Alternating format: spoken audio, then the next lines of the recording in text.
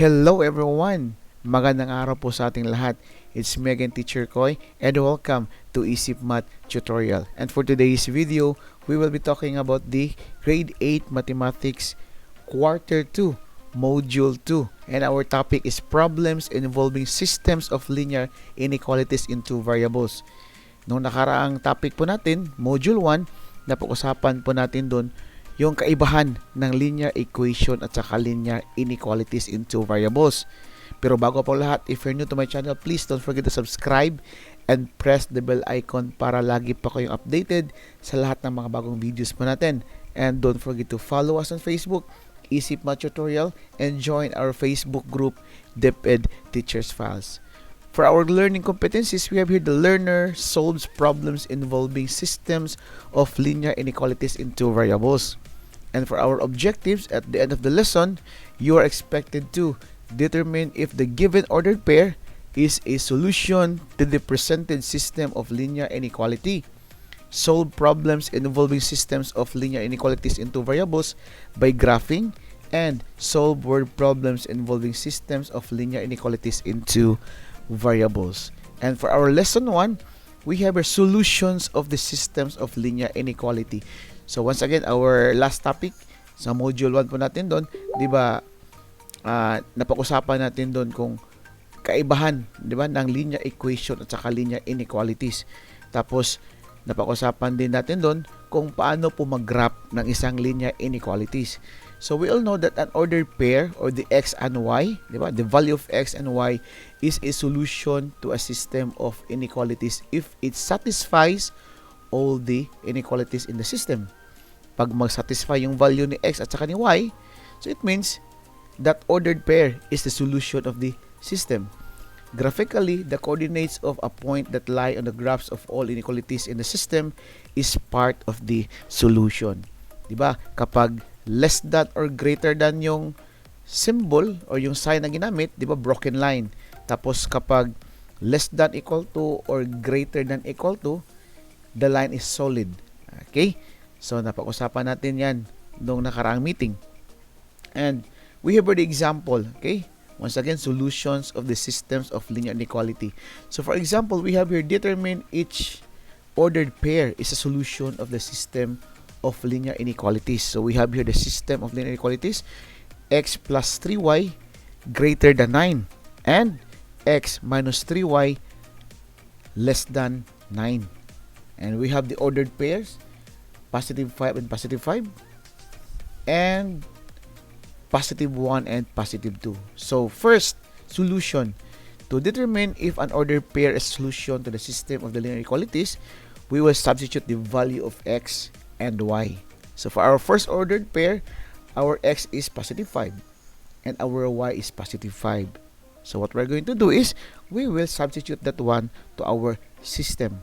Okay, system of linear inequalities. So we have here substituting 5 and 5 to the inequality. We have here x plus 3y greater than 9. Our x is 5 and our y is 5. So simplify 5 plus 3 times 5. 3 times 5 is 15. Okay, plus 5, that is 20. So 20 is greater than 9. So true. Diba? 20 is greater than 9. And for the other system, or for the other inequality, we'll substitute positive 5 and positive 5. So our x is positive 5 and our y is positive 5. So we will substitute that here. X minus 3y less than or equal to 9. I mean, this is less than equal to 9. So substitute 5 minus 3 times 5. 3 times 5 is 15. Okay? Less than or equal to 9. Simplify. 5 minus 15 is negative 10. So negative 10 is less than or equal to 9. So the answer is true, since negative 10 is less than 9. So it is true.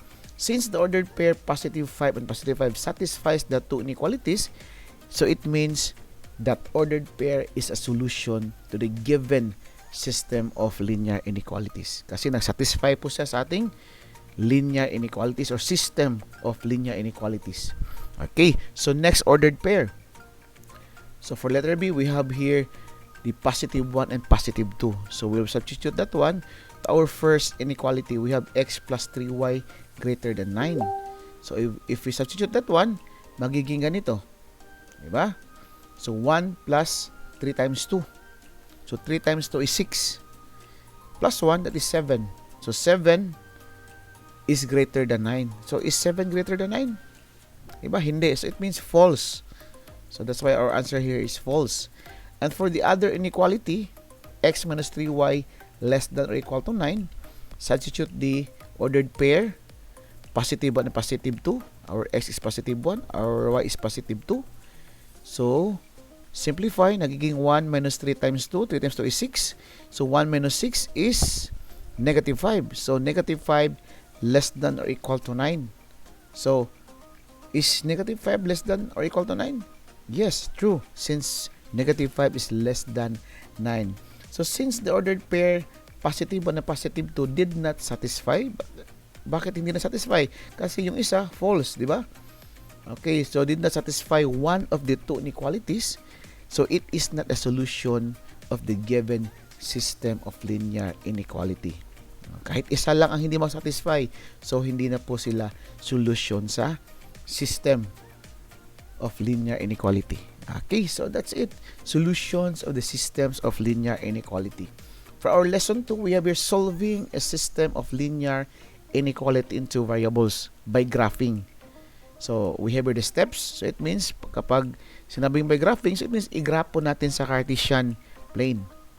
So, for our steps in solving a system of linear inequalities into variables by graphing, we have here draw the graph of each inequality on the same coordinate plane. Okay, then shade the appropriate half plane. Recall that if all points on the line are included in the solution, it is closed half plane and the line is solid. On the other hand, if the points on the line are not part of the solution of the inequality, it is an open half plane and the line is broken. Okay, so ganito po yung itsura, di ba? Yung previous lesson po natin sa module 1, di ba? Nag-graph po tayo ng linear inequality. So, yung line, yung tinatawag natin plane divider, it divides the plane into two half planes, di ba?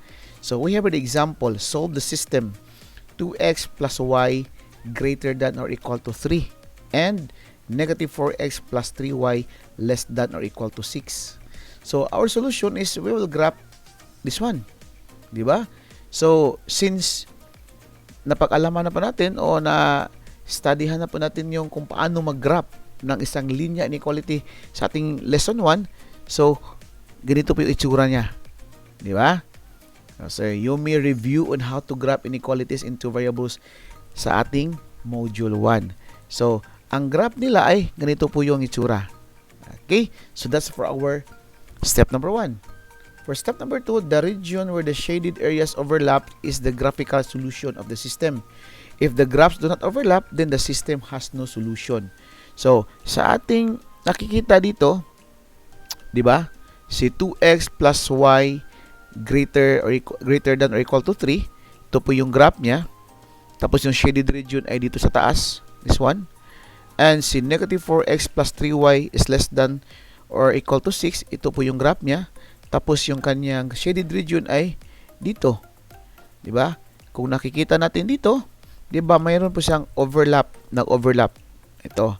This portion dito nag-overlap. So it means this portion here or all points na nabilong sa portion na to ay solution nilang dalawa.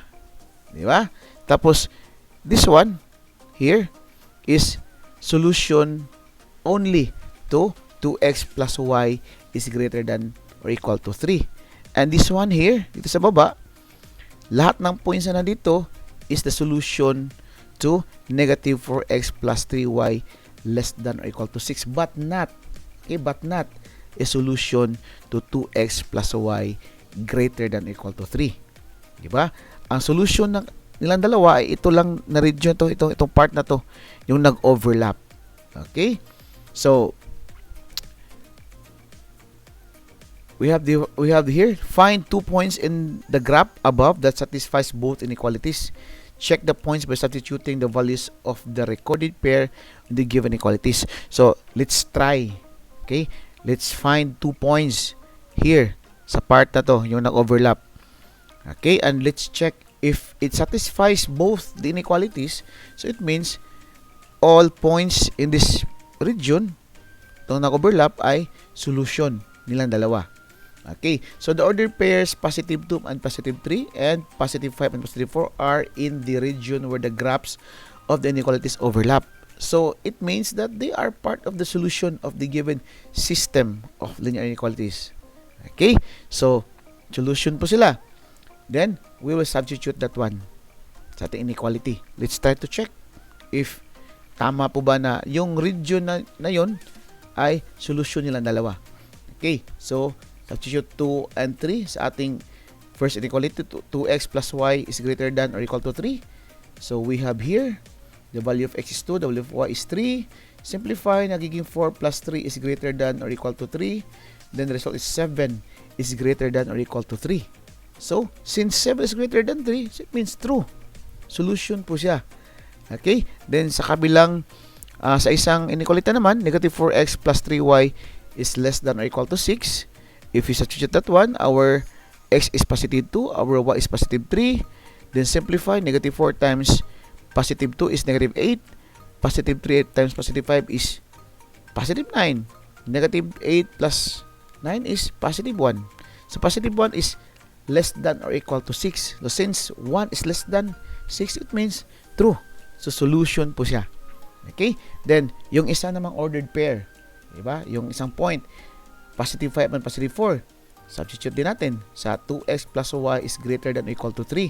So, the result is this one. X is 5, positive 5. Y is positive 4. So, 2 times 5 is 10. Plus 4. The result is 14. 14 is greater than or equal to 3. So, 14 is greater than 3. So, solution. Di ba? True. So, sa isang inequality naman, we have here negative 4x plus 3y is less than or equal to 6. So, the value of x is positive 5. The value of 4 is, the value of y is positive 4. So, negative 4 times positive 5 is negative 20. Positive 3 times positive 4 is positive 12. So, negative 20 plus 12 is negative 8. So, is negative 8 is less than or equal to positive 6? Yes. So, negative 8 is less than 6.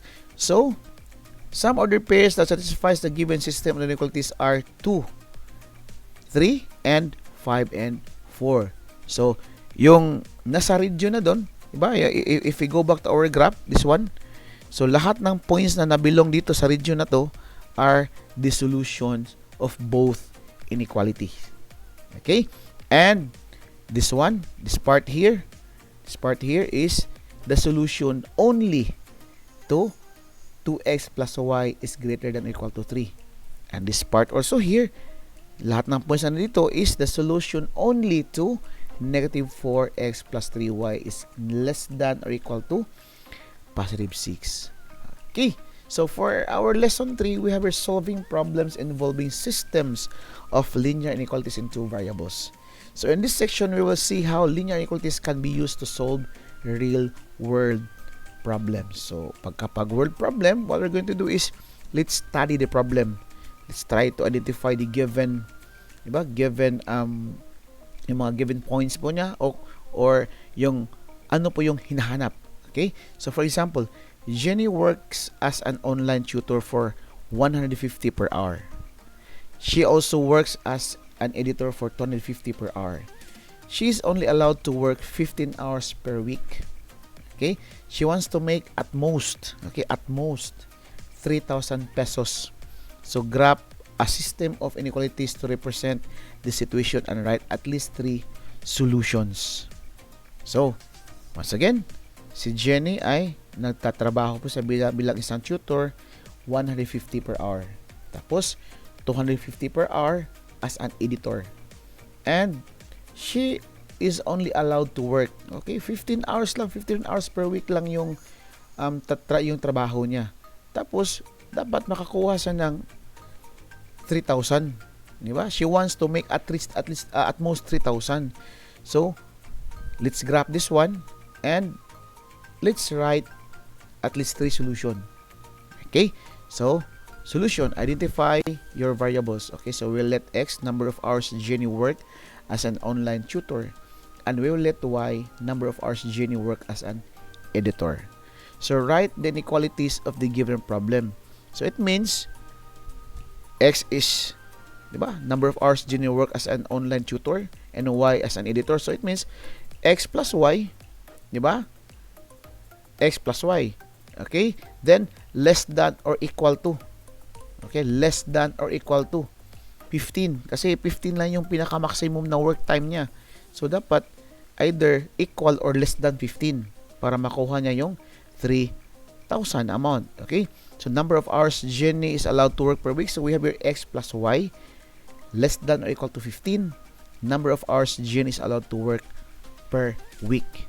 So since we have here the equation X plus Y is less than or equal to 15, so X is the hours as an online tutor.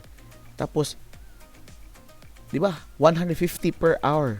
So it means 150 times X. X is the number of hours as an online tutor. So 150 times X. So nagiging ganito. Di ba? This one. And 250 times Y. Bakit 250? Because 250 is per hour as an editor. Y is the number of hours as an editor. So 250 times Y times the number of hours. Then less than or equal to 3,000. Okay? 3,000. Dapat hindi sobra ng 3,000. Either equal or less than 3,000. Amount that Jenny wants to earn. So we have now the equation. So what we're going to do is we will graph this one. So to graph that one, okay, the portion where the shaded region overlap is the graph of the solution of the system. Select any point in the added region, then substitute the coordinates. So to graph this one, review your module 1 on how to graph linear inequalities into variables. So what we have here is the graph only. Okay? Then pagkatapos nating i-graph, okay, this one is the X plus Y less than or equal to 15, and this one is 150x plus 250y less than or equal to 3,000. Kung nakikita natin dito, di ba, solid line, because ang symbol na ginagamit or ang inequality symbol na ginamit ay less than or equal to. Okay, kapag less than or equal to or greater than or equal to, yung ating line ay solid. Pero kung less than or greater than lang yung symbol na ginamit, broken lines. Okay? So, we have here the graph. So, this portion here, this one, the dark one, so, all points na andito sa portion na to ay solution both nilang dalawa, inequalities, di ba?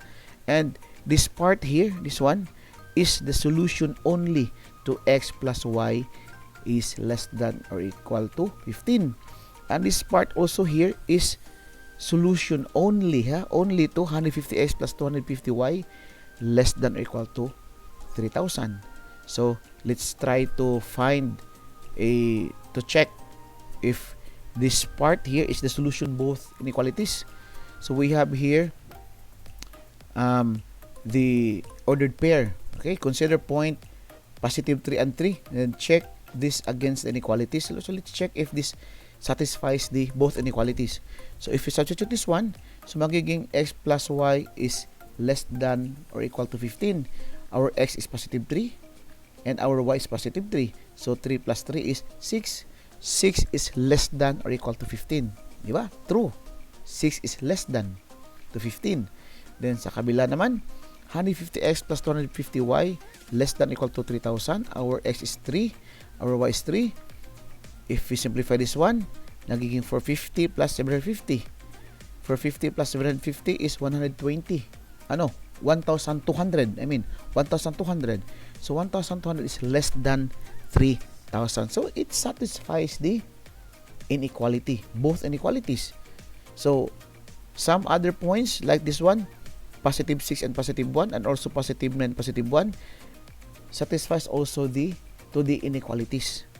Okay, so the points, letter A, 3 and positive 3, B, 6 and 5, C, 9 and 1 are in the overlapping shaded region. So it means, therefore, it will satisfy both the inequalities, and it means that lahat ng points na andito sa region na to ay solutions sa ating inequality. And this means also that Jenny can work 3 hours as online tutor and 3 hours as editor if we use this one, letter A, positive 3 and positive 3. And also, she can work 6 hours as an online tutor and 5 hours as an editor if we use the point B. And also, 9 hours as an online tutor and 1 hour as an editor if we use point C. Okay, so I hope nag-gets niyo po yung ibig nating sabihin. And once again, this is me, Teacher Koy. Thanks for watching and see you in my next video.